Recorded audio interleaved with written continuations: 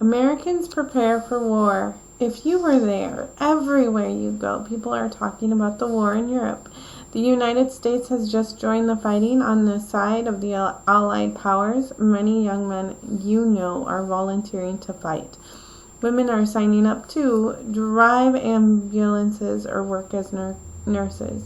You know that the situation in Europe is dangerous, but you want to serve your country. Will you volunteer for service in World War I? The United States enters World War I. Millions of Americans at this time were immigrants or children of immigrants. Many came from countries belonging to the Allied or Central Powers. They naturally sympathized with their former homelands. This did not change the fact that most Americans viewed World War I as a European conflict. They did not want American soldiers sent to the bloody battlefields of Europe. Shortly after World War I began, President Woodrow Wilson announced that the United States would remain neutral. Most Americans agreed that America should stay out of the war. However, international economic and military developments swayed opinion in the United States, sides with the Allies, and entering World War I. American neutrality threatened. Although the United States had a policy of neutrality, its merchants continued to trade with European nations. American ships carried supplies and war materials to the Allies. U.S. banks invested $2 billion in European war bonds, nearly all of it in Allied countries. The Germans used U-boat attacks to try and stop supplies from reaching Allies. Sometimes they attacked ships without warning. In May 1915, a German U-boat sank the Lusitania, a British passenger liner. Nearly 1,200 people, including 128 Americans, were killed. The incident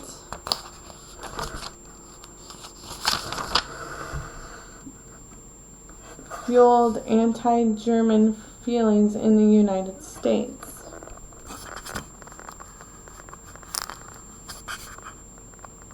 Throughout the coming war, German Americans faced nativist attacks, including anti-German speeches, discrimination, and physical attacks. Secretary of State William Jennings Bryan resigned over President Wilson's handling of the affair.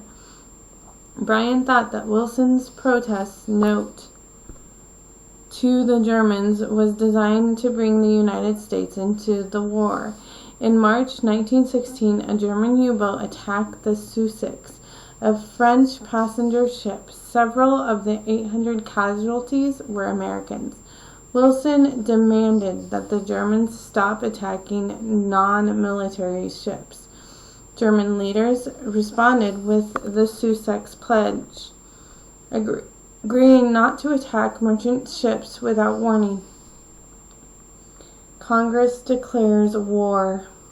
When Wilson ran for re-election in 1916, the promise to remain neutral helped him win the election. Nearly a year after the Sussex Pledge, however, the Germans again began launching attacks on ships, including American vessels. In response, Wilson broke off diplomatic relations with Germany. The United States stepped closer to war when Americans found out about the Zimmerman Note, sometimes called the Zimmerman Telegram. This secret telegram to Mexico sent by the German Foreign Minister Arthur Zimmerman was decoded and then published by American newspapers in March 1917. In the note, Zimmerman proposed an alliance against the United States. He promised that Germany would help Mexico recapture areas of Mexico and areas that Mexico had lost during the Mexican-American War. Okay, so there's a picture of the sinking of the Lusitania. In 1915, the German U-boat sank the Lusitania, an event that pushed the United States toward entry into World War I. Newspapers quickly spread news of the disaster. The ship was treated as an enemy warship. The ship sank before enough rescue ships could arrive. The accounts which have so far been received are fragmentary and give no clear idea of the disaster. There is, however, no doubt that two torpedoes were fired without warning into the starboard side of the ship soon after 2 o'clock yesterday afternoon. There were conflicting accounts of the period during which the Lusitania remained afloat, but the Cunard Company states that she sunk 40 minutes after being struck.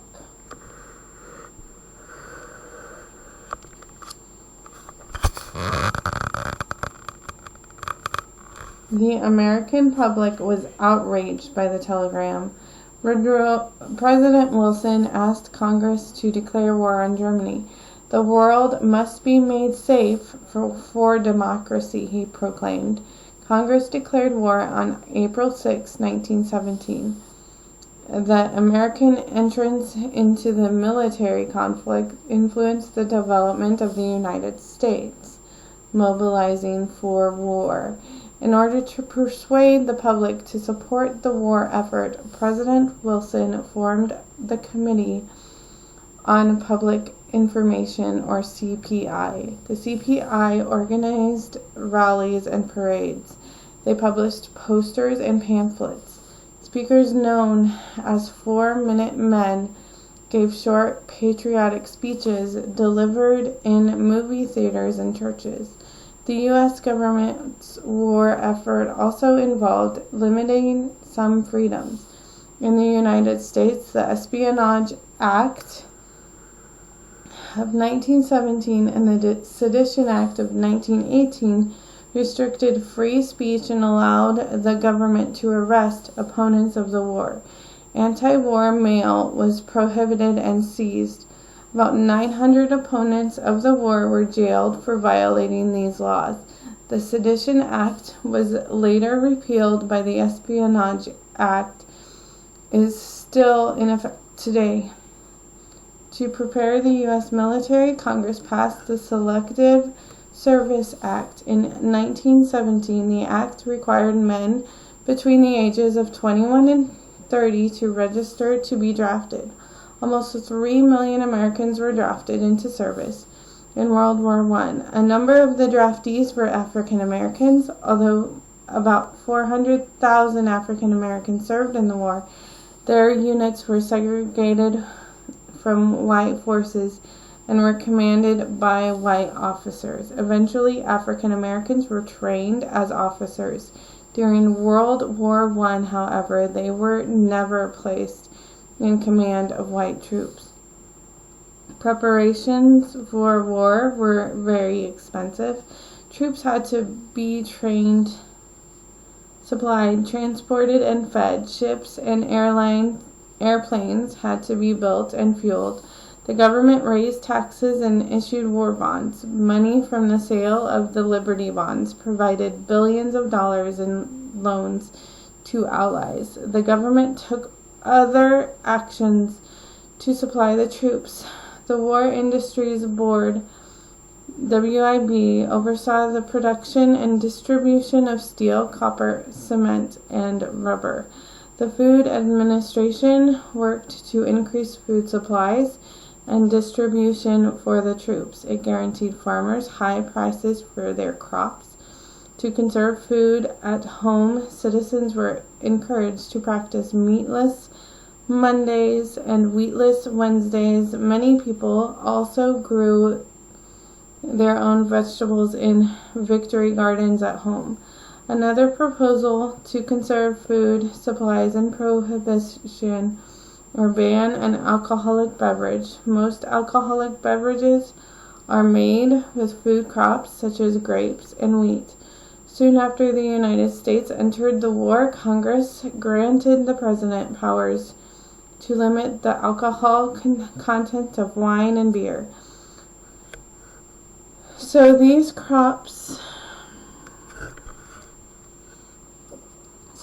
crops could also be used for food production instead. Some tried to discourage Americans from drinking beer by linking German Americans to the brewing industry. These people hoped that anti-German feeling would lead Americans to stop drinking beer. In addition, the Fuel Administration was established to set production goals and prices for fuels. Its purpose was to make sure that fuel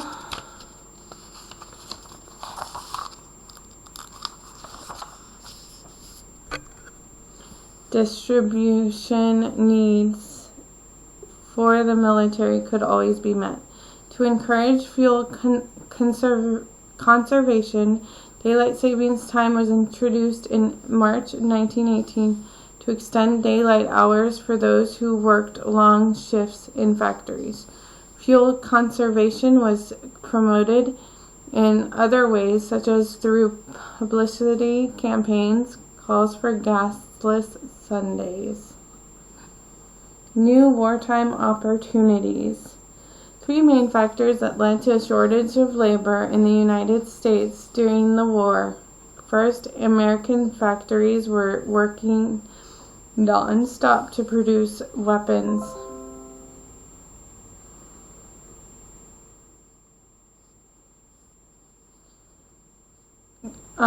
Factories needed new workers to meet the huge demand. Second, the war almost completely cut off immigration. As you know, immigrants had provided a steady source of labor to American industry. And third, many of the young men who would normally take factory jobs were off fighting in Europe. So, Schenck vs. the United States. Background of the case: Charles Schenck was arrested for violating the Espionage Act. He had printed and distributed pamphlets urging resistance to the draft. He argued that the First Amendment, which guarantees freedom of speech and freedom of press, gave him the right to criticize the government. The court's ruling. The Supreme Court ruled that the pamphlet was not protected by the First Amendment and that the Espionage Act was constitutional. The court's reasoning: the Supreme Court decided that under certain circumstances, such as a state of war, Congress could limit free speech. The court created a test to distinguish between protected and unprotected speech. Unprotected speech would have to present a clear and present danger to national security. For example, the First Amendment would not protect a person who created a panic by yelling "fire" in a crowded theater. Why it matters? Schenck vs. United States was important because it was the first case in which the Supreme Court interpreted the First Amendment. The court concluded that certain constitutional rights, such as free speech, could be limited under extraordinary conditions, such as war. Later rulings by the court narrowed the test of clear and present danger to speech advocating violence. The non-violent expression of ideas and opinions, however unpopular, was thereby protected.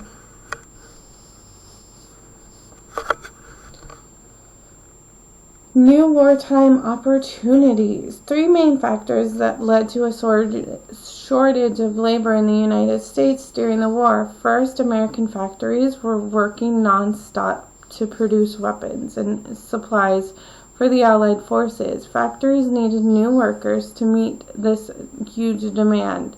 Second, the war almost completely cut off immigration. As you know, immigrants had provided a steady source of labor to American industry. And third, many of the young men who would normally take factory jobs were off fighting in Europe. Women's war efforts. The labor shortage created new opportunities for many workers. American women took on new roles to help the war effort. Some 1 million women joined the U.S. workforce during the war years. Women replaced male workers in steel mills, ammunition factories, and assembly lines. Women served as streetcar conductors and elevator operators. For many, this was their first experience working outside the home. Women also worked for the war effort in Europe. About 25,000 American women worked as nurses, telephone operators, signalers, typists, and interpreters in France. Many women worked as volunteers, serving at the Red Cross facilities and encouraging the sale of bonds and planting of victory gardens. Women were not given jobs in combat, but they braved gunfire at the front lines as nurses and ambulance drivers. Other women, meanwhile, spoke against the U.S. participation in the war. Social reformer Jane Addams was against U.S. entry into the war. Jeannette Rankin of Montana, the first female member of Congress, was one of 50 House members to cast a vote against declaring war in 1917. I want to stand by my country, she said, but I cannot vote for war. Labor and the war. Even with so many women joining the workforce, factories needed additional workers. New job opportunities encouraged Mexican Americans from the West and African Americans from the South to move the northern industrial cities. Because labor was scarce, workers were in a good position to demand better wages and conditions. Union members increased. More than 4 million unionized workers went on strike during the war because factories owners could not easily replace workers. They often agreed to demands. President Wilson set up the National War Labor Board. In April 1918, the board helped workers and management avoid strikes and reach agreements. The board settled more than 1,000 labor disputes. Its members were generally sympathetic to workers. They helped establish a minimum wage and limited work hours. They also required fair pay for women. Winning support, many Americans had been in favor of the U.S. position of neutrality.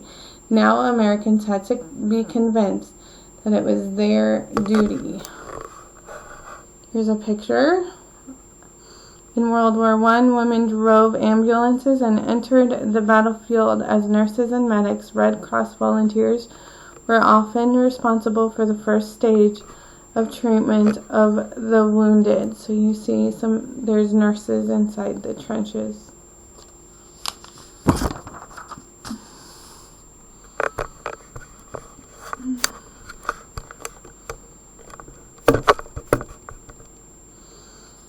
To support the war, a nationwide campaign of propaganda or posters, newspapers, stories, speeches, and other materials was started to influence people's opinions. Popular movie stars were hired to speak on behalf of the war effort. Artists were hired to create patriotic posters and pamphlets. Propaganda helped build American support for the war. Summary and preview. The war effort created new opportunities for women and other Americans. In the next lesson, you will learn about what life was like for soldiers overseas. And here's one of the posters that they made. It says, "Teamwork wins. United States Shipping Board Emergency Elite Corporation posters like this one encouraged American citizens to participate in the effort to provide weapons and food to soldiers fighting in World War I.